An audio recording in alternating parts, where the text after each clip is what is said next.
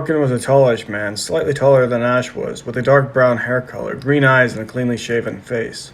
He wore fine garments, or fine enough, contrasting sharply against Ash's dark blonde hair, a short scruffy beard, and sharp blue eyes, as well as his attire, which was that of a sailor, not a man of fortune or providence.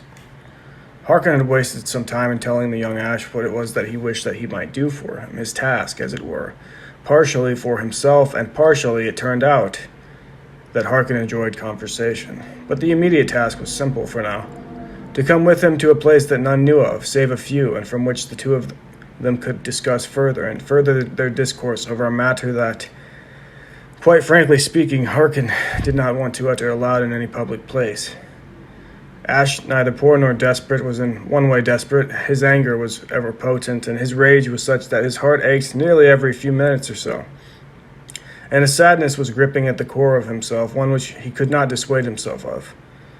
And so, in his haste, with a hasty heart and a tired mind, he agreed to follow along with what Harken had told him, how little that was, and the conversation continued thusly. "I know it must come as a shock to you," Harken nearly purred, as if he were delighted to say it, "that by the end of the month you'll have that coin," he said, pointing to the coin purse, hidden away within Ash's vest pocket, and then some, however. What I will ask of you once we arrive to our location will not be trivial." "What is it?" Ash asked curiously, as they walked down an empty street near the ocean, as snow fell lightly upon the city streets, and as the sun shone down upon they and the rooftops overhead, casting shadows here and there, which seemed to give Ash a feeling of omen, an ominous feeling, of which he could hardly requite himself. Though nonetheless he listened as Harken did give his response. "A contract of sorts, much like the ones you're familiar with in your profession, but differing." "My profession?" Ash asked away in a wondering way. "What do you know of me?" "Not much," said Harken. "I know that those are sailors' clothing." "So you know I'm a sailor then?" Ash grinned. "Is that all? Is that all you know of me?" "I know you can fight," said Harken. Indeed, Ash replied. "So tell me," Harken inquired, "what did cause you to fight last night?" Ash shrugged. "I'd rather not say," in anger yet boiling over himself. In any case, Harken said, "You're very good at it." "Do you think so?" Ash nearly laughed. "Was only defending myself." Again, in any case, it was an impressive display. Those men were hard men, and you knocked them out without nearly an effort, though, Harken paused a moment, you could use a little bit of fine-tuning. "Fine-tuning?" Ash asked, somewhat annoyed with the man by now. "I'm fine as I am, man." "And I'm fine as I am, friend, but nonetheless we have our professions. Yours is about to change." "What is your profession?" asked Ash, not out of curiosity, but to keep Harken talking. It was blacksmith," said Harken. "And now?" asked Ash. Harken stopped walking, looked left and then right, and said with a smile, "Arms dealer, my friend." "Arms dealer?" Ash gave him a look of disapproval. "Yes," said Harken, still smiling. "Come with me now. That is where we're headed, my shop."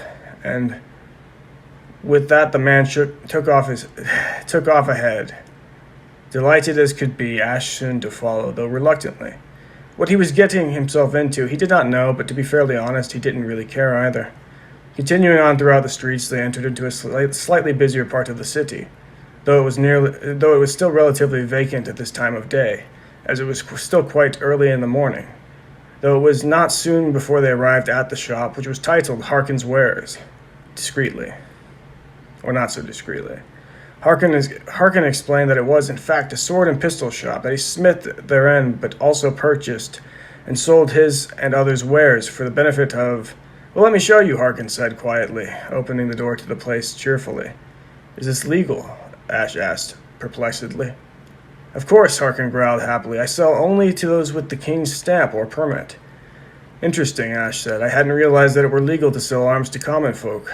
"As I said," Harken repeated more calmly, "I sell only to those with the king's stamp or permit." "Lucky for you, I have the king's stamp," Ash said, reaching into his vest pocket and pulling out the letter. "Will this do?" "Hand it over," Harken told him. Ash complied. After reading it, the ability to read being a rare quality amongst smiths, Ash had thought, he handed it back to Ash and replied, "No, although this has the king's stamp on it, this is not a grant to you for possession of a firearm or weapon of any shape or fashion, not from this store. But you knew that. Of course, said Ash. That's fine. I am sorry for your wife. Thank you, said Ash, looking down and changing the subject back. Tell me, what is it that you want from me here? Frankly, I want to sell you a pistol and teach you how to kill men by the dozens. Ash looked at the man oddly. Pardon? Harken approached Ash and, placing his hand on his shoulder, told him something that Ash wasn't sure that he had heard correctly.